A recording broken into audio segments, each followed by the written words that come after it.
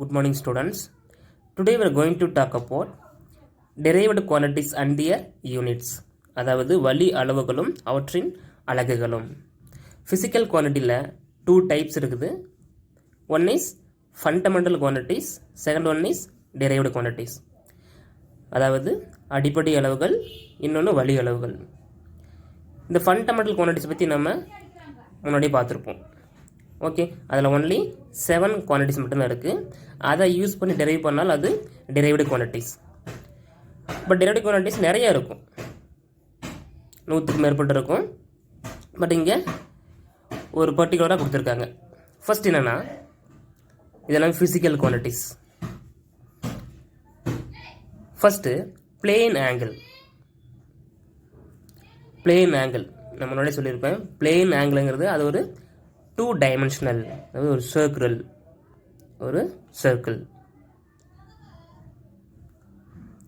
அது ஒரு 2 டைமென்ஷனல்.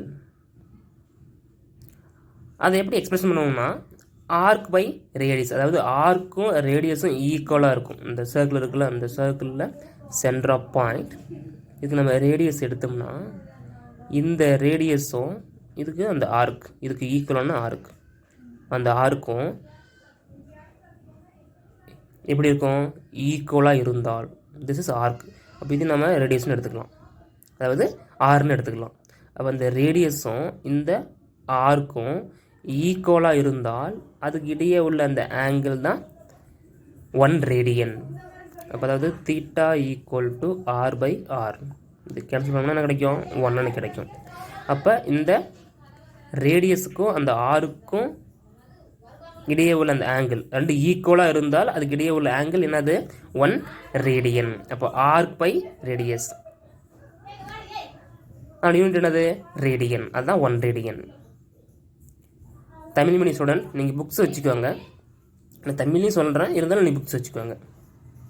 அது தமிழில் பார்த்தீங்கன்னா தலக்கோணம், பிளேன் ஆங்கிளுக்கு தமிழில் தலக்கோணம். அதனோட சமன்பாடு பார்த்தீங்கன்னா வட்டவில் பை ஆரம். அந்த வட்டவில்லும் ஆரமும் ஈக்குவலாக இருக்கும்.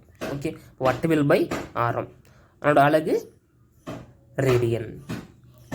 அடுத்து சாலிட் ஆங்கிள், அதாவது திண்ம கோணம்.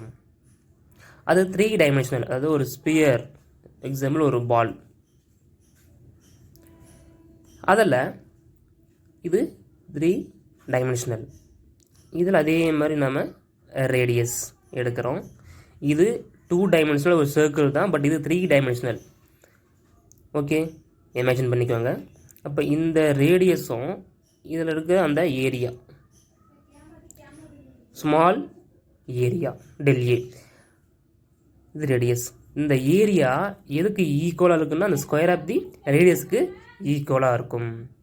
ஓகே, அப்போ அந்த surface area divided by radius square, தமிழில் மேற்பரப்பு பை ஆரம் ஸ்கொயர்.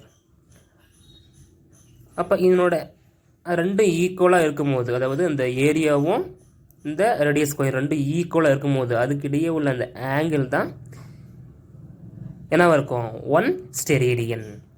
Okay, 1 steradian. அப்போ surface area by radius square, அதனோட ஆங்கிள் யூனிட் ஸ்டெரேடியன். அடுத்து பார்த்தீங்கன்னா ஏரியா. ஏரியா என்ன சொல்லலாம், நம்ம லென்த் இன்ட்டு பிரெத்துன்னு சொல்லலாம். தமிழில் நீளம் இன்ட்டு அகலம். இப்போ லென்த்து அதுவும் நம்ம மீட்டரால் மெஷர் பண்ணுவோம், பிரெத்து அதுவும் நம்ம மீட்டரால் தான் மெஷர் பண்ணுவோம். அப்போ metre into metre, metre into metre, metre square, அதோட யூனிட்டு மீட்டர் ஸ்கொயர். நம்ம இது சிம்பிளாக அது மாதிரி போடுவோம், A = L × Vன்னு போடுவோம். அடுத்து வால்யூம். வால்யூம்க்கு லென்த் இன்ட்டு பிரெத் இன்ட்டு ஹைட்னு போடுவோம். பட் லென்த் இன்ட்டு பிரெத் நமக்கு தெரியும் ஏரியா. அப்போ ஏரியா இன்ட்டு ஹைட். அப்போ ஏரியாவுக்கு என்ன போட்டிருப்போம், மீட்டர் ஸ்கொயர்னு போட்டிருப்போம். ஏரியாவுக்கு மீட்டர் ஸ்கொயர்னு போட்டிருப்போம். ஹைட்டையும் நம்ம மீட்டரால் தான் மெஷர் பண்ணுவோம். இப்போ metre square into metre, metres cube. அது நம்ம இப்படி சிம்பிளாக எழுதுவோம், volume V = area into height. அடுத்து பார்த்தீங்கன்னா வெலாசிட்டி, அதாவது திசை வேகம்.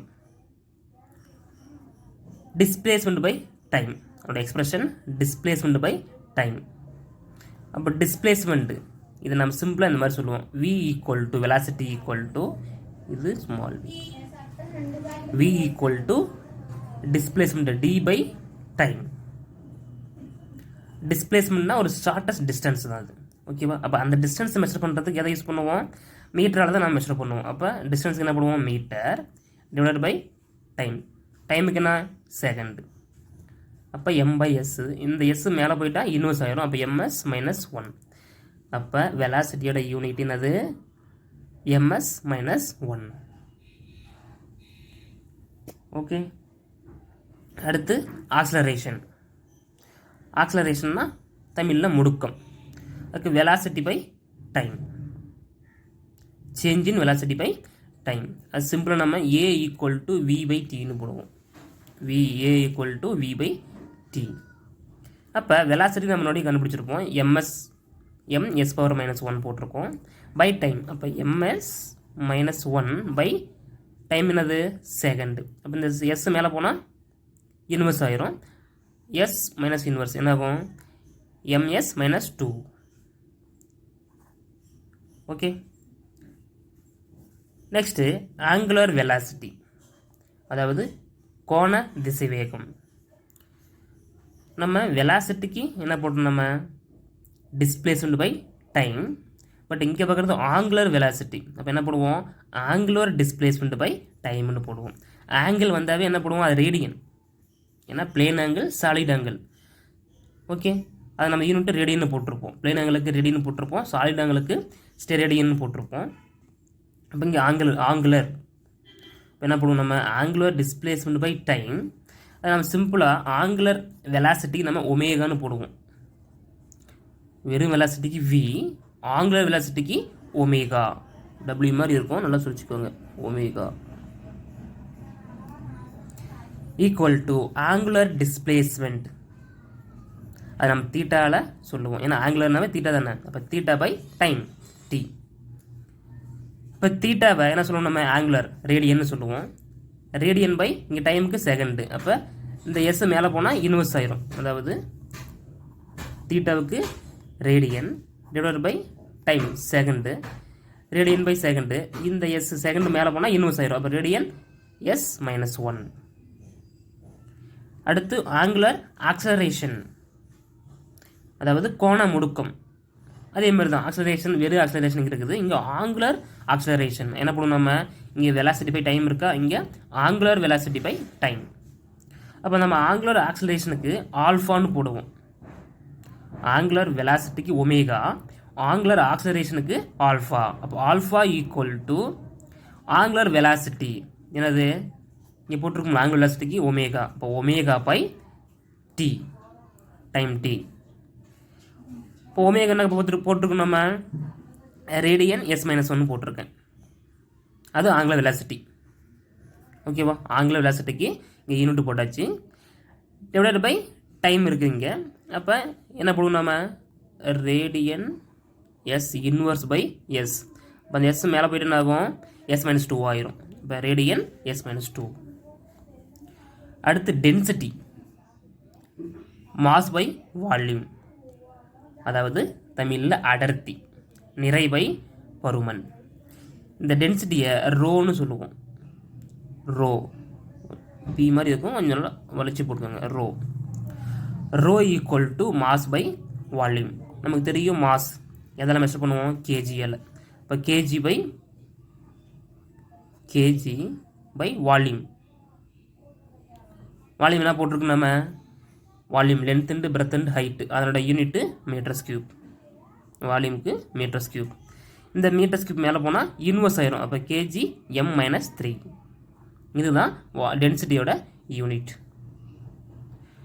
அடுத்து லீனியர் மொமெண்டம். இதெல்லாமே சின்ன கிளாஸ்லேயே படிச்சிருப்போம். பட் இருந்தாலும் மறுபடியும் நான் பார்க்குற ஒரு class.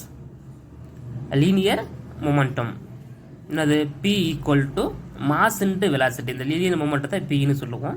p equal to mass into velocity. தமிழில் நீள் உந்தம். லீனியர் மொமெண்டம்னா தமிழில் நீள் உந்தம்.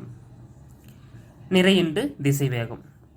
இப்போ மாஸ் இன்ட்டு வெலாசிட்டி, மாஸை கிலோகிராமெல்லாம் மெஷர் பண்ணுவோம். வெலாசிட்டிக்கு நம்ம முன்னாடியே பார்த்துருப்போம், அது வெலாசிட்டிக்கு m⁻⁻1.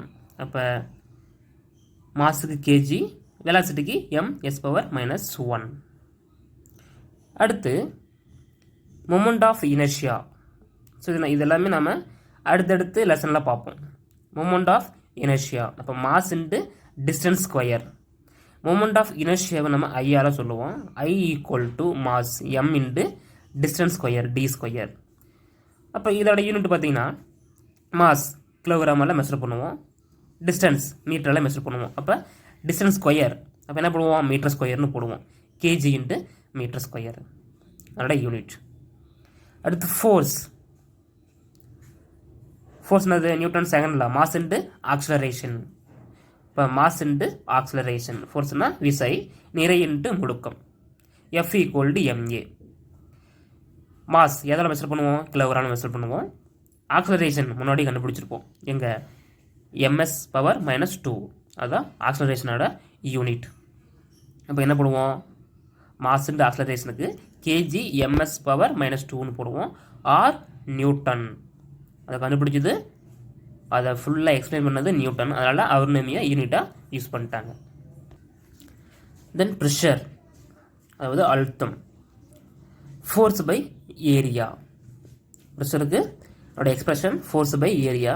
இது நம்ம சிம்பிளாக இந்த மாதிரி சொல்லலாம், P = ஃபோர்ஸ் பை ஏரியா. ஃபோர்ஸுக்கு யூனிட்டு கேஜி ms⁻⁻2ன்னு போடலாம், இல்லாட்டி நம்ம என்னன்னு போடலாம். ஓகே, அப்போ ஃபோர்ஸுக்கு அதனோட யூனிட்டு நியூட்டன் பை ஏரியா. ஏரியாவோட யூனிட்டு மீட்டர் ஸ்கொயர். லென்த்துன்னு பொறுத்தது தான் மீட்டர் ஸ்கொயர். ஓகே, அது டிரைவில் இருக்குது பாருங்கள், ஃபோர்ஸ் பை ஏரியா. அப்போ நியூட்டன் பை மீட்டர் ஸ்கொயர்னு போடுவோம். இந்த மீட்டர் ஸ்கொயர் மேலே போனால் அதாவது இன்வெர்ஸ் ஆயிரும். அப்போ n m-2 ஆர் பாஸ்கல்னு சொல்லலாம். இந்த ஃபோர்ஸ், இந்த ப்ரெஷரோட unit n m-2 or pascal. So இதோட கண்டினியூ அடுத்த வீடியோவில் பார்க்கலாம்.